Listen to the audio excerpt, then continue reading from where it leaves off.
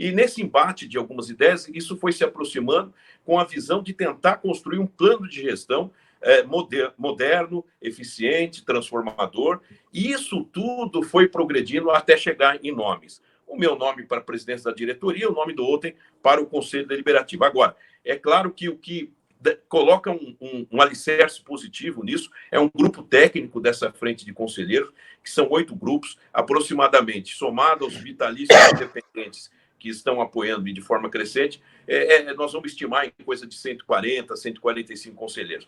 E tem também, Jorge, um trabalho muito bem organizado de um grupo que está concluindo esse plano de gestão. Técnicos, conselheiros e técnicos fora do São Paulo, são paulinos, empresários importantes, que estão construindo o quê? Um plano de gestão que transforma o São Paulo através de uma meritocracia, de governança, de compliance e, principalmente, fazendo com que o São Paulo tenha uma austeridade financeira, uma diminuição da sua estrutura, do peso. O São Paulo hoje parece uma estatal e isso tem que acabar. E no futebol ser eficiente, porque é o futebol o core business principal da nossa marca.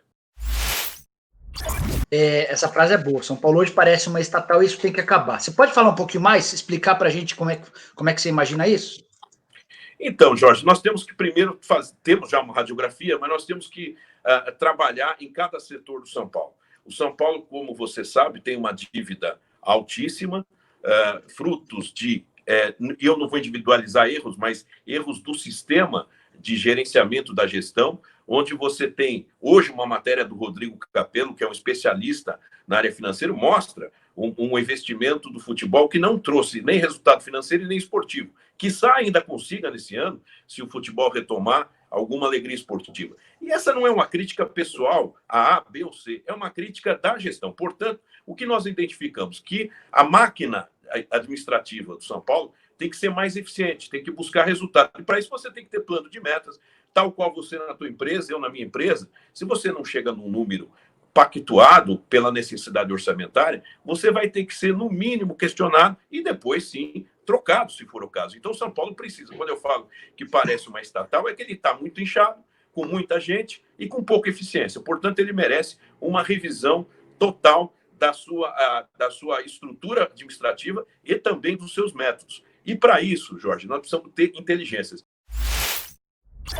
Mas o que você acha das contratações de Daniel, Juanfran e Pato? Ganham muito e estão jogando pouco.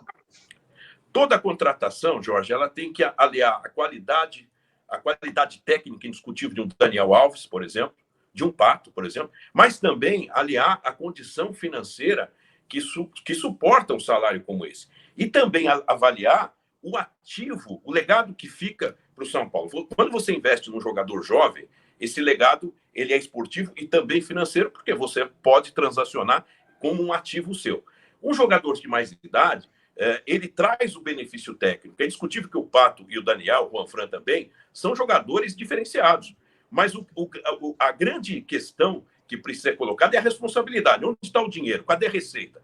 Então, nós não podemos fazer isso de uma frente, com 4, 5 jogadores com esse nível. O que eu não entendo é quando você contrata um jogador, e aí não é crítica, porque eu também vou falar dos acertos, por exemplo, um Jusilei, um jogador que está próximo de um final de carreira, você faz um contrato de 5 anos com um jogador desse, que é um bom jogador, teve uma boa fase, mas hoje não conseguiu nem se recolocar no mercado. Esse é um exemplo. Aí tem Birubiru, Calazans, contratações que não dão certo, também acontece. Mas também tiveram outras que deram certo. O Bruno Alves é uma grande contratação, o Arboleda, o Thiago Volpe e o Reinaldo. Onde está o problema do São Paulo, Jorge e querido espectador? Está na falta de compatibilidade entre receita e investimento de despesa. E isso a instituição não suporta. E é isso que nós precisamos reverter. Nós precisamos criar uma responsabilidade financeira, tornar um time competitivo, mas não fazer loucura. Nós não podemos contratar jogadores aquém da nossa capacidade e saúde financeira. Quizá possamos ter. E aí nós vamos poder ter um time com um pouco mais de qualidade, mas mesmo assim, observando muito fortemente a base. Só para terminar essa questão, Jorge. Se você tem um volante que você precisa contratar para compor elenco, ele não vai ser titular. E esse jogador, você não tem ele preparado na base, você tem alguma coisa errada. Ou é a base ou ou a gestão, que vai trazer um volante para compor elenco e talvez investir 7, 8, 10 milhões. O São Paulo teve alguns exemplos, inclusive no gol, com o goleiro Jean. E tinha um outro na base que poderia ser aproveitado. Então, a base também tem que ser aproveitada ou questionada. O São Paulo, esse é o grande desafio da próxima gestão. Por isso que o próximo gestor ele tem que ser uma pessoa preparada em gestão, com experiência. Não existe salvador da pátria, não existe palpite, existe um componente chamado plano de gestão com profissionais adequados. Por quê? Nós vamos tentar ter um 2021 com muita austeridade, muito difícil, tentando fazer um time competitivo, sem enganar o torcedor. Nós vamos dizer, a dívida é essa, nós temos que preparar lá na frente para que a gente possa não sofrer o que alguns clubes hoje estão sofrendo. Talvez um 2022 um pouco melhor e um 2023 com um time competitivo para que a próxima gestão possa ter uma tranquilidade maior financeira. Ele pergunta se existe a possibilidade de o Marco Aurélio Cunha ou do Muricy trabalharem com você. Abraços. Legal. Gabriel, um abraço. O Muricy, além de ser um amigo pessoal, é um profissional que eu reputo da maior qualidade, do maior respeito. O Muricy, quem não queria ter o Muricy? Eu acho bem possível, é claro, nós precisamos conversar, nunca falamos a respeito, não é o momento, mas eu vejo com bons olhos, eu tenho quase que convicção que o Muricy integrará nosso time de coordenação técnica, e acho que o Muricy, no momento oportuno, nós vamos conversar, até porque hoje ele é um cronista importante, eu quero saber as prioridades dele, isso é uma coisa que precisa se discutir objetivamente, mas não tenha dúvida que ele faz parte da nossa agenda. Júlio, quais são os seus planos para o sócio-torcedor do São Paulo? São Paulo tem arrecadado cada vez menos com o sócio-torcedor, Júlio. Está bem distante dos principais clubes do futebol brasileiro. Jorge, espectadora, obrigado pela participação e pela questão. O sócio-torcedor de São Paulo tem que ser refundado. Refundado. Esse sócio-torcedor de São Paulo é inoperante, ele está caindo, ele não atrai adesão. O torcedor, e isso é importante a gente colocar, ele tem uma relação com o sócio-torcedor. Se ele não tiver algo de fidelização muito importante, o torcedor, quando o clube vai bem, ele está presente. Quando o clube vai mal, ele abandona o sócio-torcedor. E também acontece porque o orçamento do brasileiro é muito exprimido. E veja bem, um cara que tem um salário, ele paga o sócio-torcedor, ele compra produto oficial, camisa, vai no jogo, sanduíche, gasolina, pay-per-view, acabou o dinheiro. Então, ele tira algumas coisas quando vem a crise e quando vem o descontentamento, que ultimamente é frequente com o torcedor. Mas o sócio-torcedor, Jorge, tem que ser refundado à base de uma ampliação não só de benefícios, mas de ranking e bônus. Por exemplo, a pessoa que consumir produtos ganha pontos, a pessoa que ir mais frequentemente aos jogos ganha ponto, e assim sucessivamente. E o que pode ancorar isso? Duas coisas. Um aplicativo onde a pessoa possa comprar ingresso, pode comprar produto através do celular, que hoje é uma modernidade. O São Paulo, isso eu já coloquei, nós vamos criar uma diretoria de inovação com inteligência digital dentro do São Paulo. O São Paulo está defasado nessa linha. E outro suporte de um produto sócio-torcedor é um título de capitalização, onde você vai comprar o título de capitalização, concorrer a prêmios, os prêmios serão entregues dentro do estádio em dias de jogos, e você fazer com que a pessoa com quiz, com resultados do jogo, participando de bolões virtuais, ele pode ter mais interatividade no produto sócio-torcedor. Portanto, tem que refazer o sócio-torcedor. Porque o objetivo da base, Jorge, terminando, é revelar jogadores.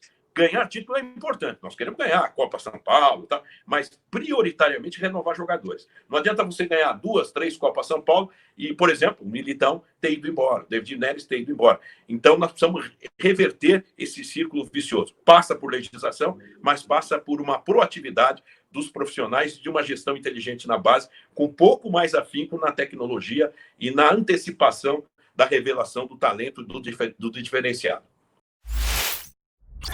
Como você pode tirar alguma lição da gestão do Eduardo Bandeira de Mello no Flamengo em relação à diminuição das dívidas? As dívidas te preocupam, Júlio?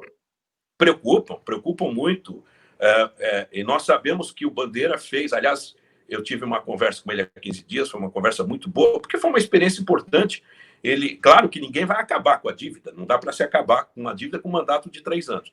O que nós temos que fazer é realinhar, readequar a dívida, fazer com que você tenha um oxigênio financeiro para custeio, ao mesmo tempo conseguir uma credibilidade no mundo diretivo do São Paulo, de uma nova gestão, para que você continue alcançando o positivismo do mercado financeiro e do mercado potencial de patrocinadores. E com profissionais fazendo a lição de casa. A dívida assusta, mas ela não nos coloca medo. Nós acreditamos muito no nosso potencial, na marca, no peso do São Paulo e nas inteligências que nós estamos somando.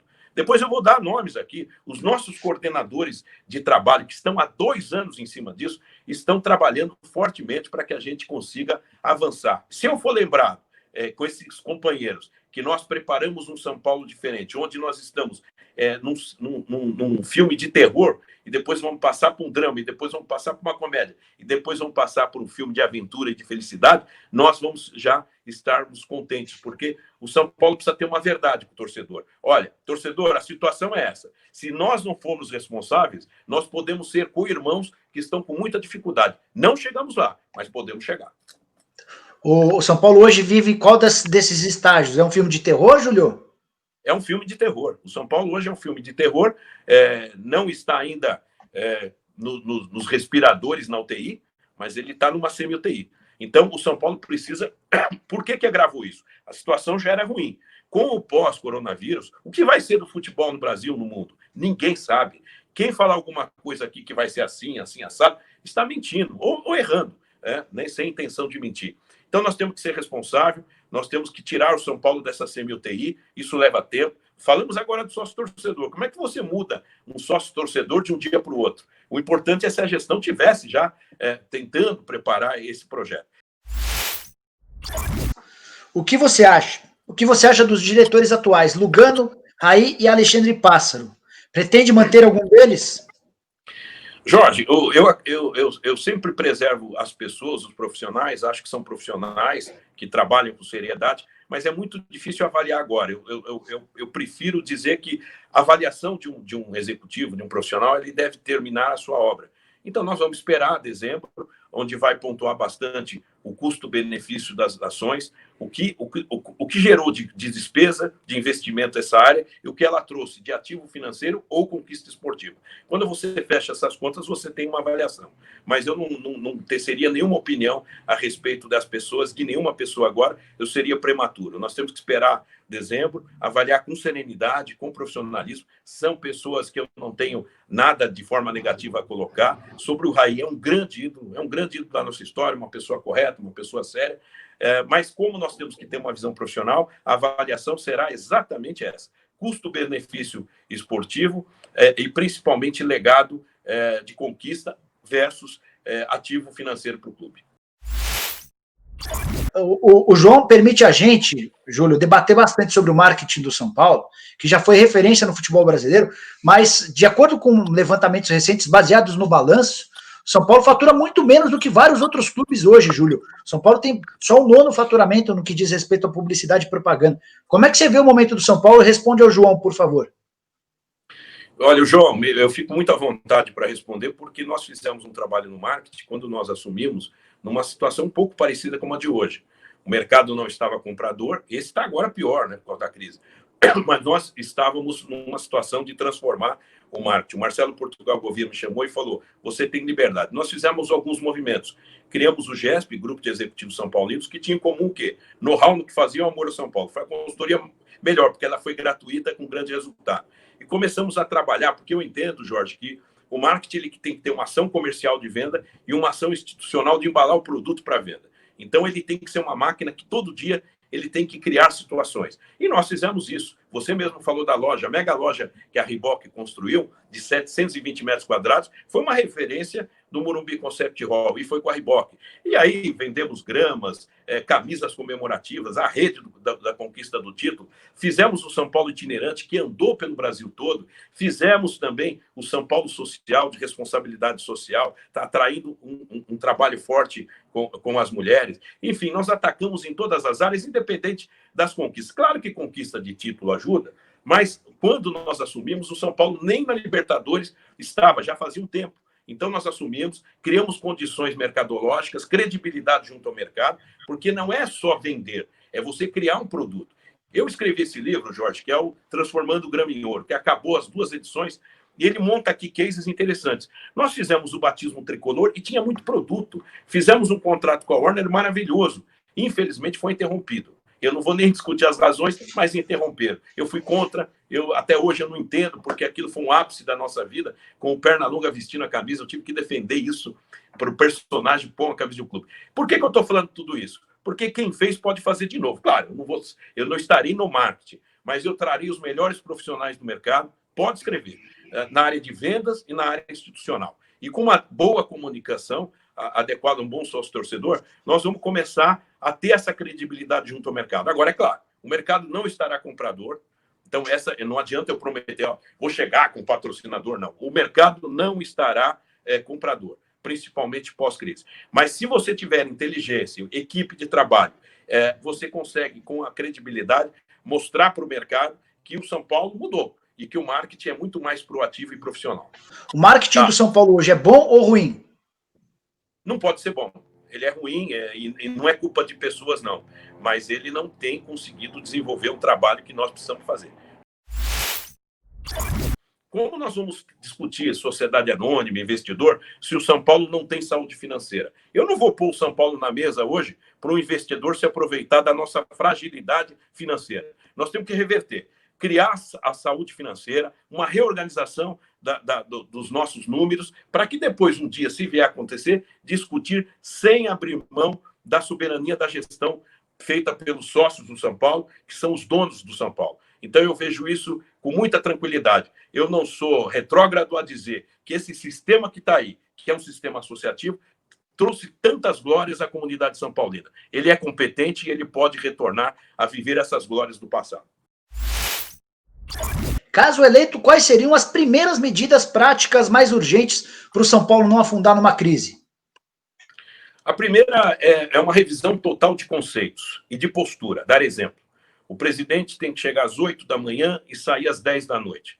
E quem for trabalhar com ele não pode ter um emprego alternativo. Não pode ter uma questão na prefeitura, não pode ter uma clínica dentária, médica, psicológica. Não, ele tem que se dedicar ao São Paulo. Se ele recebe pelo São Paulo, ele tem que se dedicar ao São Paulo. Então, começa pelo exemplo.